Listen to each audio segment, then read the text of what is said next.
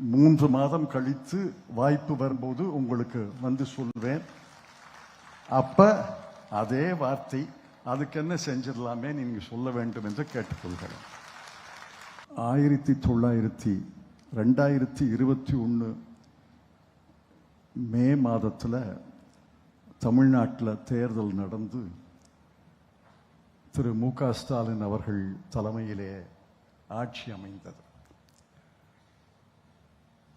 ஆட்சி அமைந்த பிறகு 1 மாதம் கழித்து நானும் நாடாளுமன்ற உறுப்பினர் கார்த்தி அவர்களும் அவரை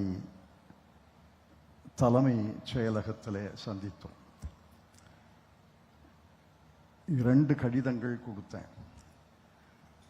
2 கடிதங்கள்லையும் என்ன சொல்லியிருந்தேன் என்றால், கலைஞர் அவர்கள் சிவகங்கை மாவட்டத்துக்கு மருத்துவக் கல்லூரி தலைமை மருத்துவமனை தந்தார்கள். நீங்கள் உங்கள் ஆட்சியில் சட்டக்கல்லூரியும் வேளாண்மை கல்லூரியும் தர வேண்டும் என்று அன்போடு கேட்டுக்கொண்டேன். அதற்கு அவர் சொன்ன பதில் என் மனதிலே பசுமையாக இருந்தது. நான் அமைச்சர்கிட்ட பேசுகிறேன், தலைமைச் செயலாளர்கிட்ட பேசுகிறேன், துறை செயலாளர்கிட்ட பேசுகிறேன், அமைச்சரவையில் பேசுகிறேன்லாம். அதுக்கு என்ன செஞ்சிடலாமே, அவருக்கு நினைவிருக்கிறதோ இல்லையோ எனக்கு நினைவிருக்கிறது. கவனமா கேளுங்க. அதற்கென்ன செஞ்சிடலாமே 2 வார்த்தை தான். அடுத்து சட்டமன்ற கூட்டம், சட்டசபை கூட்டம் நடந்தபோது அமைச்சர்கள் மூலமாக அந்த அறிவிப்பை வெளியிட்டார்கள். இங்கே 101 கோடி ரூபாய்க்கு சட்டக்கல்லூரி, 67 கோடி ரூபாய்க்கு வேளாண்மை கல்லூரி வந்திருக்கிறது. ஏறத்தாழ கல்வி மாவட்டமாக நம்முடைய சிவகங்கை மாவட்டம் மாறியிருக்கிறது. கல்வியிலே ஏறத்தாழ இந்த சிவகங்கை நாடாளுமன்ற தொகுதியும் சிவகங்கை மாவட்டமும் தன்னிறைவு பெற்ற மாவட்டங்களாக நாடாளுமன்ற உறுப்பினராக வந்திருக்கிறது.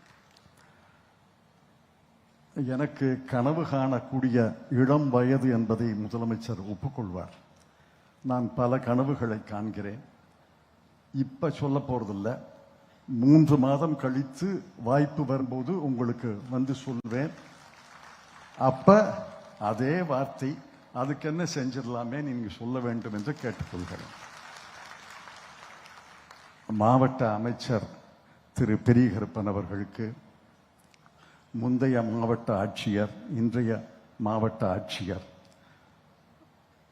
மேனாள் நிதியமைச்சர், இன்றைய நிதியமைச்சர் தென்னரசு அவர்களுக்கு, வேளாண்மை துறை அமைச்சர் MRK பன்னீர்செல்வம் அவர்களுக்கு, சட்டத்துறையினுடைய முன்னாள் அமைச்சர் ரகுபதி அவர்களுக்கு, இன்றைய அமைச்சர் துரைமுருகன் அவர்களுக்கு, இங்கே கோவையிலே உள்ள தமிழ்நாடு வேளாண்மை பல்கலைக்கழகம், சென்னையிலே உள்ள சட்டத்துறை இயக்குனர், எல்லாரையும் பேரையும் சொன்னா நீள வரிசையாயிடும். எல்லாருக்கும் என்னுடைய மனமார்ந்த நன்றியை தெரிவித்துக் கொள்கிறேன். ஒப்பந்தக்காரரிலிருந்து அரசு தலைமைச் செயலாளர் வரைக்கும் எல்லாரும் ஒத்துழைத்தார்கள். இங்கே 2 பிரம்மாண்டமான கல்லூரிகள் வந்திருக்கின்றன. இன்னும் சிவகங்கை மாவட்டம், சிவகங்கை நாடாளுமன்றம் வளர வேண்டும் என்பது என்னுடைய ஆசை. உங்களுடைய ஒத்துழைப்பு அரசுக்கும் எனக்கும் இருக்க வேண்டும் என்று அன்போடு கேட்டு முதலமைச்சர் அவர்களுக்கு நன்றி, பல கோடி நன்றி என்று சொல்லி நன்றி பெற்று விரைவுகிறேன்.